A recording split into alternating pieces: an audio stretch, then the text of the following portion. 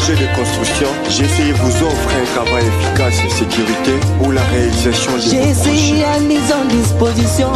toutes les mesures possibles assurantes pour la construction de nos bâtiments à des conditions professionnelles. Bote na bino bandeko o bozuli baku ya kolanda émission oyo construire to souhaiter bino le bienvenu. Toujours na souci ya kotalisa na bino misala oyo ezali kosalema na société oyo Global Construction et Ingénierie. Lelo tozali bongo na commune ya Nsele na quartier domaine référence cité OCC. À titre de rappel, projet o ezali mbala liboso te to lakisa bino yango bandeko o balandaka biso régulièrement bayebi yango malamu début ya projet o to lakisa bino évolution nango lelo to lakisa bino état d'avancement to lakisa bino étape nango moko lelo to lakisa bino étape nini to komi nango bino pe o bolandi biso pona mbala liboso boko découvrir projet o à travers émission lelo.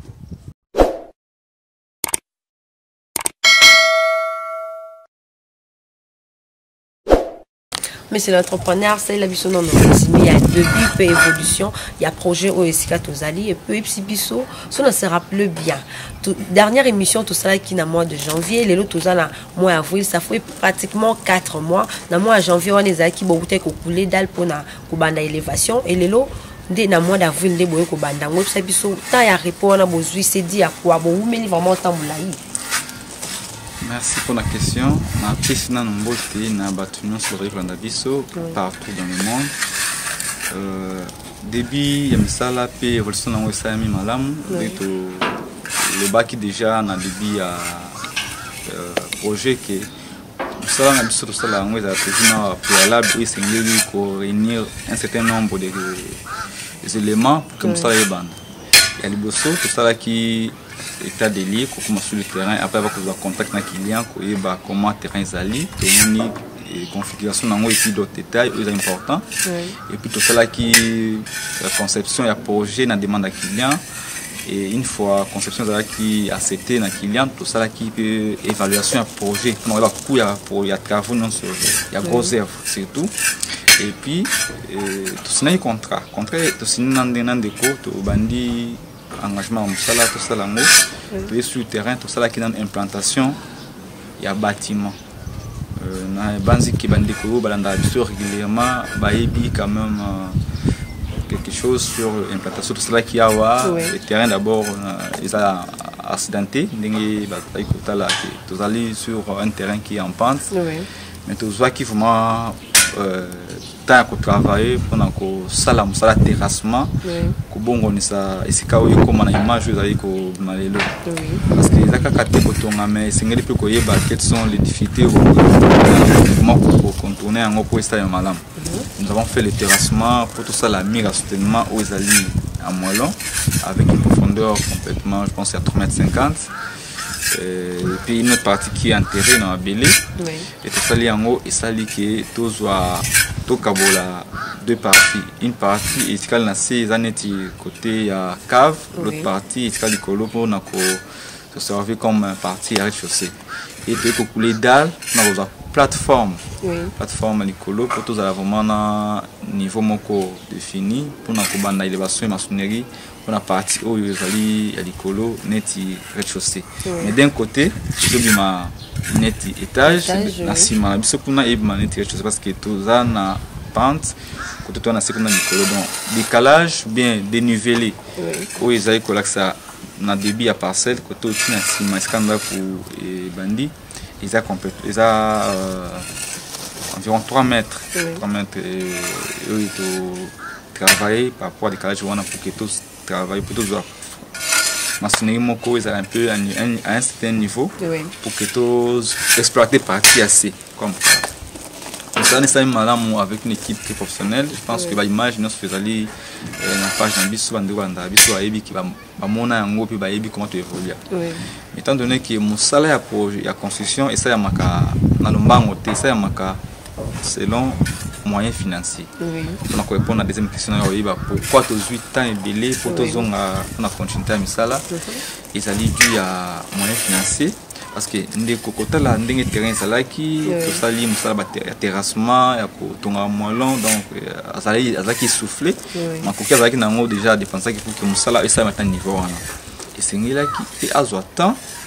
aluka moya ko sangisa susu miki o isengeli asala moso koti nyongo quelque part salaire pe afuta tout kaza pe ndiko asala salarié ce kaza na pesi mboka azali na mboka libanda et puis à 8 ans na lelo o amoni ke makoki oyo ya réunir et ezali sikoyo disponible nde a contacter biso pour que to continuer misala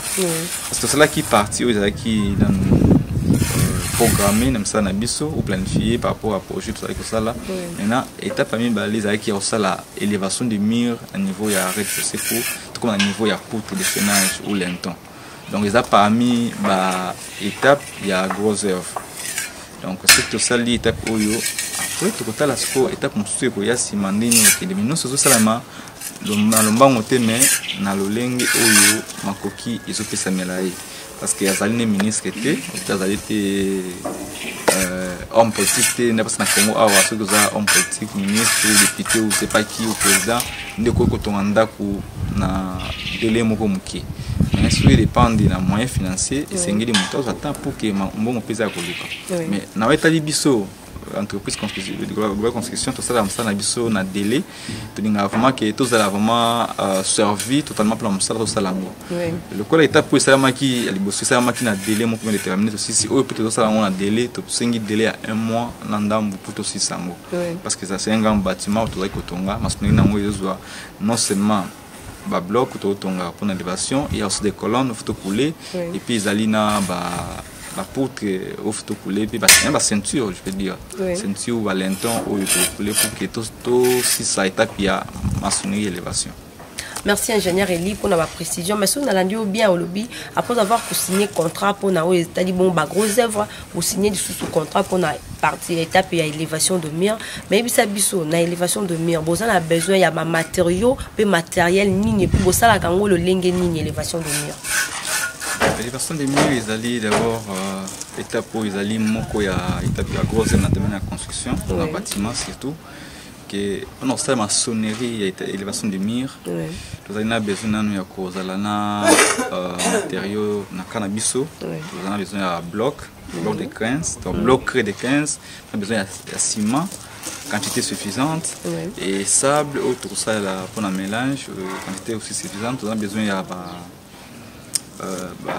barre de fer, barre matière, barre recuit pour notre kangango et puis CT, mabaya donc tout ce qui est comme matériau pour notre sala musalawana. Et na côté matériel, nous avons besoin de matériel où il tout ça là. D'abord ils allaient matériel où ils allaient pour notre sala traçage parce qu'avant tout ça la maçonnerie, c'est tout bandana na traçage pour notre pesa la directive ou je peux dire repère par rapport à Moussala ou bateau Moussala, quoi. Parce qu'il faut pas tonga mur, tongango, dans des autres tongango par rapport à place où c'est ngeli. Il est tout ça qui était pour moi il y a implantation, il y a traçage plutôt, tout en respectant la place au mur, c'est ngeli tongama, place une tortique à porte, ouverture, place une tortique à fenêtre, donc tracé en haut avec nos matériels, tout ça, tout ça niveau laser, tout ça, on a besoin de ça la équerre, et puis niveau poisson, aussi ficelle, nous avons un marcador, tout ça là qui pour tout ça la traçage, on a, et tout ça le traçage, de définir vraiment la place où sur le mur et cas, et puis l'ouverture, il y a la porte, la fenêtre, nous c'est bien défini pour que les techniciens va ouvrir ça, ça va y avoir que non, ici ils ont la porte, ils ont la ouverture, ils ont la fenêtre, donc nous souvent ils ont défini la étape de traçage. Et une fois aussi ici en haut, on dit babandi kotonga. Donc tout ça là en haut bongo, il y a toujours une certaine méthodologie pour que Moussala soit malade. Parce que ceux qui sont là en haut, bongo te sengeli peut-être bamir et comme bamir et comme ya kotengama tout ça, mais sengeli avant bamir ils sont malades dans début déjà, il faut que définir ndenge ko salema. Pour participer une ligne de conduite dans la technicien va ouvrir ça Moussa faut ba yeba ndenge ya ko respecter ngo pour que Moussala na suka et bien malade. Donc yango tout ça là qui tout ça na suka ndé va continuer ça. Na début au temps expliquer sur le terrain où ici quand tu as ezali en pente sur tali na début na porte d'entrée na sous place mur et clôture et suki ils ont un décalage environ 3 mètres ils ont vraiment na niveau mon côté yango na olba ki bosali cave maintenant il s'abiso ndenge nini bo évoluer à msala ou beaucoup na difficulté nini pour beaucoup matine étape pour tous na msala ça mis vraiment ndenge nini par rapport il y a ba chantier mususu ndenge bosala kezara na terrain en pente te ezala plat na awa différence vraiment eza wapi. Oui, la différence que Zali, parce que travailler sur un terrain où ils plat, vous avez moins de tâches à faire. Mais tandis que dans terrain où ils allaient accidenté, je pense qu'on découvre depuis le début, comment tu travailles. Parce que 2 semaines, rien que pour un terrassement. Donc, des blés, des salami, tu m'as atteint niveau où c'est tout ça là, tout est à moellon, le mur là. Ça a mis une équipe na biso et puis tout ça là vraiment avec toutes les souffrances mais ils ont ça là tout que va te que non tout souffrir mais ça ça là oui c'est parce que les soucis étaient d'avoir un bon résultat. Je pense que l'image ils a côté moyen de tout timo là qui a une certaine profondeur pour tous banana base na biso ya maçonnerie ya molon wana ya soutenir banassé tous créer ba socle ba longrine pour que et soutenir mieux parce que les alliés terrain est accidenté. Tu créer d'un côté, tu exploiter comme cave. Donc bien on semi-cave parce que na ciment ils ont normal mais les bossos ils ont ouvert par rapport à la configuration du terrain. Il y a semi-cave en quelque sorte. Donc quand tu as belé na niveau on a pour que tout kabola décalage on entre ndako où ils ont manana ciment na ils ont bossos ils ont musala parce que tout ça manuellement, nous avons un jusque là tout ça ça là beaucoup tu m'as l'appel ça volume il y a ma belle machine à sika oyo auto zoa to kitsa mina bisoni na profondeur singela ki to ti mon moto bana osama maçonnerie molon ça ka kotonga libulu za facilité on azwa molon ça dans libanga zo peser akita tonga na 7 ya matali kolo et puis hauteur à mi ils ont matatu sali 3 fois longueur nassé na katikati et puis na suka donc non seulement na hauteur on a 3,50 m longueur ne côté na différentes hauteurs OK et puis ça sous ma casse na mire parce que moni na smakuna terre is ferme na sima mabele on a ko essayer aussi une certaine force pour que et basculer bien déranger mire certainement on a donc tu viens en raison je vais dire effort mon ko ils allaient pour ça il m'a fonction par rapport à pousser des terres donc force de la simami wana il faut jouer p rôle pour que ils alla comme si ko déranger mire c'est ngali mire ya molon et ton manan ils à droite mais à incliné donc la forme trapézoïdale pour que base na za munene pour que likolo ya mata donc force wana yana tumtatemi atemi mais à penser qu'on a écartement qu'on est pour que azana renfort non t'as mis tout droit t'as mis boyer en monter donc c'est la même façon de travail qui peut pour que tout ça la maçonnerie a mis absolument on a azala vraiment costaud et puis azala vraiment bien dimensionné et puis à résister par rapport à pousser des terres pour se sauver na partie à cave pour tout ça les bosso donc ils avaient fort au te fournir je pense que même ndeko isikazali azali ko landanga ebike era yaki na mois de décembre amona ki tozali ko sala déjà musala niveau wana yemoko amona ki gravité ya ba travaux et puis volonté na détermination zali na mo pour tout ça musala na niveau ekomi la lelo ba batala chantier na lisu ya pete ko banga batala ke no a passer wana za ngomba ba to ndeni mais lelo ba moni ki y a une certaine transformation où il s'agit que ndeko azui une partie nassée à quoi exploiter comme chambre avec une chambre avec une cuisine et puis salle de bain dans salon en haut et dans les colonnes d'azui plateforme totongi pour na la partie à rez-de-chaussée ils ont une pièce bien déterminée telle que séjour salle à manger 3 grandes chambres cuisine 2 salles de bain toilettes visiteurs et dressing nous sur la puis nous avons des très grandes pièces dans le bâtiment donc vous voyez au lieu à perdre d'espace na C mais tu récupérer partie à cave tu es sous qu'on travailler le bien que écouter un bon couler dalle pour que ça survive na partie au mieux seulement pesa qui bon qui c'est un projet qui a coûté moi coquille belé pour que comme niveau on a mais esengi kaka mutu ausa musala alinga musala na ye et puis mutu pe a s'engager pour ça masala ngo ndenge esengeli nde omoni résultat oyo donc projet oyo ça évoluer progressivement to ki neto ba na débit ki to ki na ngo mbango te mais progressivement par rapport à moyens financiers oyo ndeko tali ko disposer pour na musala évoluer. Dans la question, on a des jours fait sa réponse, mais dès qu'on a ça, il y a l'anda quitté. Dans on a besoin de précision dans l'émission les lois à Tuni cave. Et ça les maracas quand on a terrain où ils allaient accidentés tout, attends un terrain où ils avaient plat ou quand on a fait cave, na possibilité, tout peut na besoin il y a client à CP linga, ils ont besoin de la cave, attends terrain ils ont accidenté possibilités ils allaient. Oui, qui dit cave dit je veux dire sous-sol. Donc cave ils allaient sous-sol. Donc, tout ils allaient vraiment visible dans le terrain naturel, mais cave, ils allaient élastique, ils allaient nasser en belé. Donc, sous-sol, et c'est ce que ton ango et c'est karaté où ton terrain est accidenté. Quand ton terrain est plat, quand ton terrain est accidenté, il dépend de la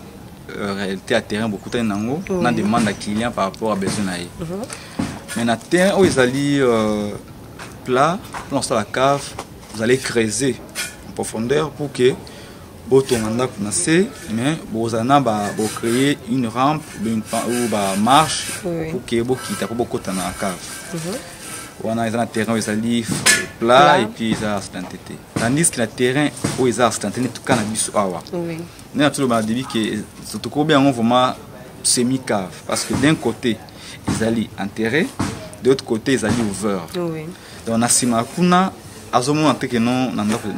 parce que ça déjà vraiment complètement à fleur donc ça vraiment dans niveau à naturel. Or on a dit bosso ne tous ali awa ils ali place où il y a comment ça nda musu za na se musu ikolo. Raison pour laquelle que sotali bâtiment oyo tous ali ba fin non ils ali juste bosso et puis na pembeni parce que na ciment azali complètement enterré. Donc à moitié cave, je peux dire, semi-cave. Tout ça, parce que tout le monde perd vraiment matériel, parce que tout le monde peut rembler, tout ça, niveau monco partout, mais tout le terrain de Zali, il faut tout rembler, tout comme ça, niveau monco, pour tout le monde retourner. Mais tout le but que voilà. Il y a une possibilité de faire quelque chose, encore pour que nous soyons malades. Tout exploiter partie à celui partie à tout ça la rembler, tout le monde a belé, tout on a tout matériel, mais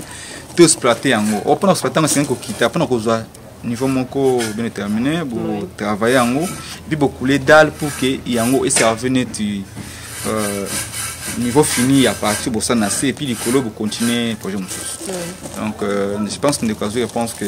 et c'est un terrain plat, même un terrain accidenté, beaucoup ça là donc nous ça dépend des besoins qu'il y a, un terrain beau ça là, mais cave en quelque sorte ils allaient musala au sala ndakume botimo nango basala ngona en profondeur donc faut botimo là pour quitter na simi biso botimo li d'un côté de l'autre côté de tiki yango parce que nous avons eu la chance d'avoir un terrain qui est accidenté puis botimo d'un côté comme ce tiki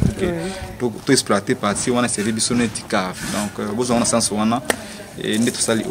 et puis autre élément encore c'est ça que tu travailles dans site oyo la plupart des cas ils qui quand la période d'amboula tout dans le monde d'avril et au bande qui en Afrique à mois d'avril ils allaient mois oyo mboula vraiment ils a betera régulièrement on a besoin tonga mboula beta il faut bo tika musala bozongela et aussi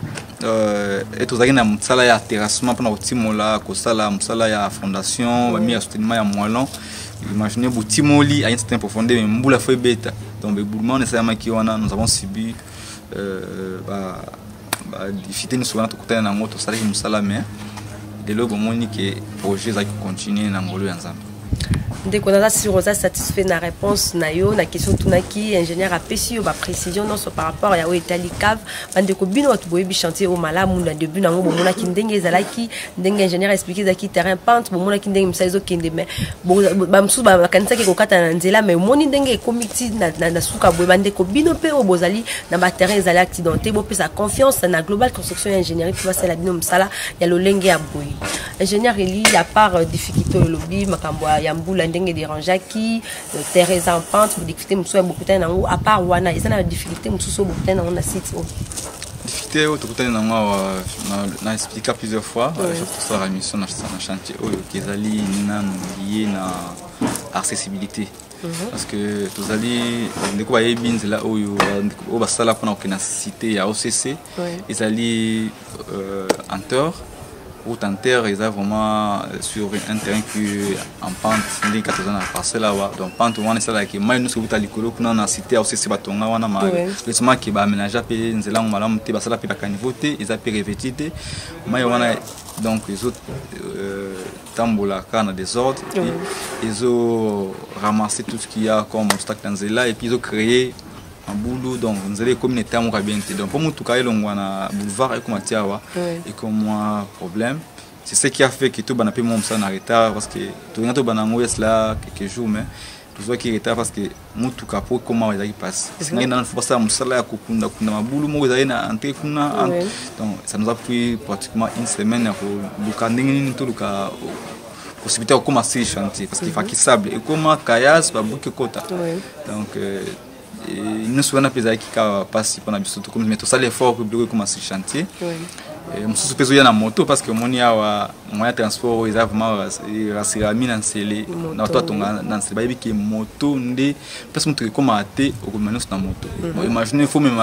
sable na moto il y a pas ba brique comme na moto ma bendé hein ba barre de fer ba bois de coffrage non soana si il faut que na moto chaque fois autant de fois de comme moto qui ndé à foot soit course soana so ça livre vraiment 1000 il y a dépense au salon vraiment tu au-delà il y a où il faut qui ça aussi mai paye la passi donc tout ça ma fille à mai on a $5 donc traka volume ya msafto salawa tout ça ma mai chaque fois fille mon $5 autant de photos sombawa non soana ils a calculé donc et puis acheminement matériel ce qui matamu tout comme na site et comment chanter mais comment juste quelque part les bosswana ba kitisi matériaux bo futi so batu mbongo ba ekotika ngot na chantier donc et on veut ça là que projet yo salema malé par rapport na makoki ya ndekopi difficulté on a pesa ko tunsa muki il a cité que non ba projet nous ça les a bongo mais chaque projet na réalité na ngot de baraka projet à papa André na projet papa Henri écoute les années monté ya maman Marie Jeanne na maman Mireille écoute les années monté ça juste monter na projet na besoin ya lingba sala ya musala ndingi na et puis réalité à terrain na donc voilà ba difficulté na biso yango wana yo zali ko tunisa mai na accessibilité à site donc na BTP c'était na bandi ko soma parcelle na nsele mingi baza bandi ko baza na Europe ou aux États-Unis, je ne sais pas, parce que somba à distance. Des kozawa ou camarades ou famille, bah sombe lié. Mais bah autant la té bah spémin où ils a lié na accessibilité ici car configuration pe ici car parce que somba ceux qui ne déco, je pense que c'est kaza holandanga. C'est un autre fois ingénieur vraiment ceux qui naïe baka que terrain na na réalité au départ. Ngana tonga ndakute ngana smarter mususu passe musan tonga mais ce fait que non ayaki après donc ba note ba image na ba information ezaki peut être sûreté ayeba ka na terrain moko na ngo pla mais eraye comme na réalité musa to sali et to c'est nous avons un terrain qui est accidenté et moko azaki ko tunisa malo comprendre vraiment mais le au moment où commencer le terrain au mois de décembre à se rendre compte na réalité à terrain et puis il y a vraiment si je savais mais bon faut qui était mais tout regretter parce que ce qui est important à côté de une équipe de Global Construction où il va transformer le terrain peu comme une image pour ce côté la peine comme peut-être va quoi son intérieur décourager non tes terrain ben tika or déjà sur de l'argent ou déjà dépensé et c'est ngeli comme ça monte na suka donc tout kinde tout ça nous musika aussi ça musala au même tout kinde progressivement tout un espoir que projet au ndenge bandaki et que si la paix un jour bande déjà au moment où nous parlons bâtiment où ils ont assez auto-exploité, ils ont été semi-cave, ils allaient déjà à mesure, tout par là, la carte. Et c'est comme ça la finition, crépissage, nango, basala, tchakaro, bâti à porte, quelqu'un peut s'habiter. Ndé au pire, il y a prochainement, voilà, où il y a dans le centre-ville, avant d'y avoir. Il y a des difficultés pour les courants, pour les annotés, mais au moins, on a ce côté en attendant, Babylone nous soit réunis. Donc, projet ça que vous Bandeko, c'est survécu comme exemple. Ou un terrain est accidenté, parce que global construction, ce qui a eu un terrain à comme vino, je peux dire, n'engager ça bon ça maï na vino, mais peut toujours bon ça. Tandis que Jésus-Christ notre Seigneur et Sauveur. Bandeko tokomi vraiment na suka émission lelo na rappeler bino que tozaki na commune Nsele na quartier domaine référence cité OCC pour na relaxa bino évolution ya site ou place tozali ingénieur Eli tokomi na suka na pesio maloba ou soko za par rapport à émission lelo. Merci encore une fois de plus Bandeko zali ko na biso à travers Moussa na biso. Grâce à Moussala, tu as dit que tu as dit sinon les gens qui ont été banati. Tu as dit que tu as dit que tu as dit juste pour que tu aies besoin de service de sourire. Parce que mingi pekat na bino basala qui même exercice ya kozwa compagnie ou bien individu ça là-bas Moussala na suka bazui réalité té. Projet où ils allaient mon référence parce que des coups zali na France. Azali kolanda aibi que musala où ibanda qui pisa ko continuer avec la même équipe où ils allaient musala détermination. Tolinga tekola sabino ka musala na suka isili. Tolinga toza sabino depuis na suka c'est-à-dire Genèse banana Genèse tin apocalypse. Quand tu as une Genèse, tu as une chantier, implantation, terrassement, fondation, maçonnerie, à partir assez dalle. Si tu es comme à niveau d'élévation de mieux, tu as ça là actuellement. Vous allez vraiment avoir réponse de maintenant à bino. Vous voyez que tu allez ça musala. Mais la demande qu'il y a malgré les difficultés parce que tu allez na makokité neti ba entreprise minene zali na monde mais tu allez que ça musala d'abord na bonne volonté détermination tu as vision que des bosso pendant que des bosso tout ça musala malam parce qu'il y a on est des témoignages. Je pense que autosali bandiko ba moni ba c'est quand même réponse et puis ba une conclusion par rapport à autosali pour et puis servir bango na misala na bango pe que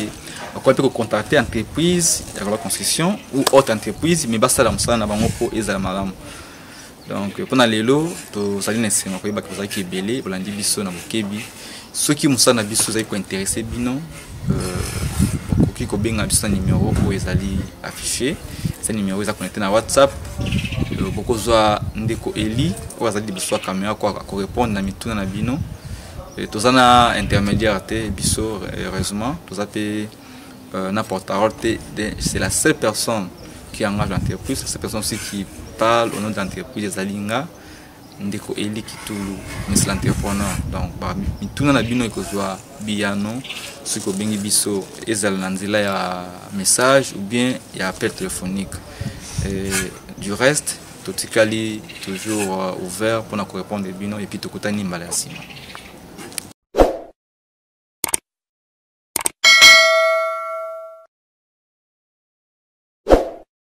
Émission Alléluia commune à Souka. Merci mingi na bino pour bolanda ki biso. Nous allons qui bon la commune ya Nsele na quartier domaine référence cité OCC pour na bolakisa bino état d'avancement ya projet oyo. Les ali bongo moko ya ba projet ezali ko salema la société globale construction et ingénierie. Pour plus d'informations, vous contactez biso na numéro ezali affiché na ba écran na bino botika la malamu.